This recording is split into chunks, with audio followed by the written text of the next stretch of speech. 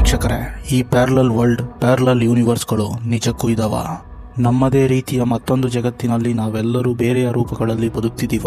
1954ರಲ್ಲಿ Tokyo ಏರ್ಪೋರ್ಟ್ಗೆ ಬಂದಂತಹ ಆ ಅಪರಿಚಿತ ವ್ಯಕ್ತಿಯಾದ್ರೂ ಯಾರು? ಇದುವರೆಗೂ ಯಾರು ಕೇಳದ ದೇಶದಿಂದ ಅವನು ಬಂದಿದ್ನ? ಅವನ ಪಾಸ್ಪೋರ್ಟ್ ಹಾಗೂ ಡಾಕ್ಯುಮೆಂಟ್ಸ್ಗಳು ಯಾವ ದೇಶದವು?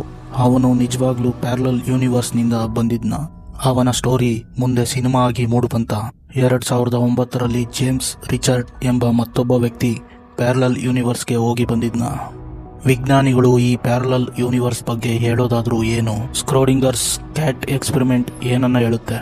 ಸ್ಟಿಮ್ಯುಲೇಷನ್ ಥಿಯರಿ ನೆನಪಿಸ್ಕೊಂಡ್ರೆ ಭಯ ಹುಟ್ಟಿಸೋದು ಯಾಕೆ? ನಾವು ಕಾಣುವ ಕನಸುಗಳು ಮತ್ತೊಂದು ಲೋಕದಲ್ಲಿ ನಡೀತಿರುವ ಸತ್ಯ ಘಟನೆಗಳಿರ್ಬೋದಾ?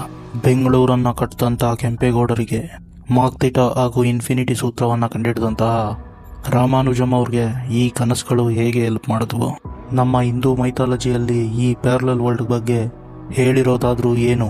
ಶ್ರೀರಾಮನ ಉಂಗುರವನ್ನು ಹುಡುಕುತ್ತಾ ಹನುಮಂತ ಹೋದ ಜಾಗ ಯಾವುದು? ಬ್ರಹ್ಮನನ್ನೇ ನೀನ್ಯಾರು ಎಂದು ದ್ವಾರಪಾಲಕ ಪ್ರಶ್ನಿಸಿದ್ದು ಏಕೆ?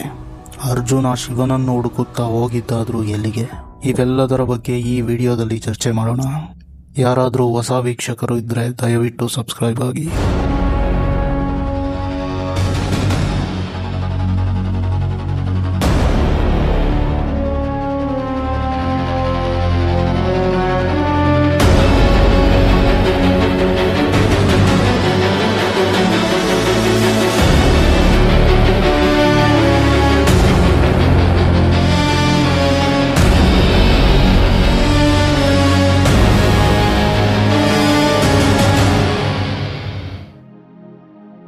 ವೀಕ್ಷಕರೇ, ಈಗ ನಾನು ಹೇಳುವ ಲೆಕ್ಕವನ್ನು ಸ್ವಲ್ಪ ಮನಸ್ಸಿನಲ್ಲೇ ಯೋಚನೆ ಮಾಡಿ.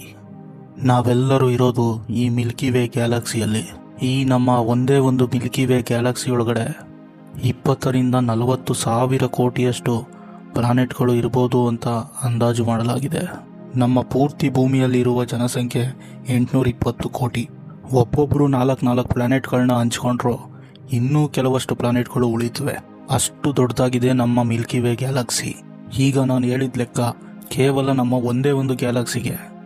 ಈಗ ಯೋಚನೆ ಮಾಡಿ, ಇದೇ ರೀತಿಯ 20ರಿಂದ 40 ಸಾವಿರ ಕೋಟಿಯಷ್ಟು ಗ್ಯಾಲಕ್ಸಿಗಳು ನಮ್ಮ ಯೂನಿವರ್ಸ್ನಲ್ಲಿ ಇದಾವೆ ಅಂತ ಅಂದಾಜಿಸಲಾಗಿದೆ. ಇದರಲ್ಲಿ ನಮ್ಮ ಶಾಸ್ತ್ರಜ್ಞರು ಗುರುತಿಸಿರೋದು ಕೇವಲ 5600 ಎಕ್ಸೋ ಪ್ಲಾನೆಟ್ಗಳನ್ನು.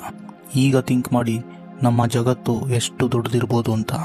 ಇಷ್ಟು ದೊಡ್ಡ ಜಗತ್ತಿನಲ್ಲಿ ನಮ್ಮ ಭೂಮಿಯಂತಹ ಎಷ್ಟೋ ಗ್ರಹಗಳು ಇರ್ಬೋದಲ್ವಾ?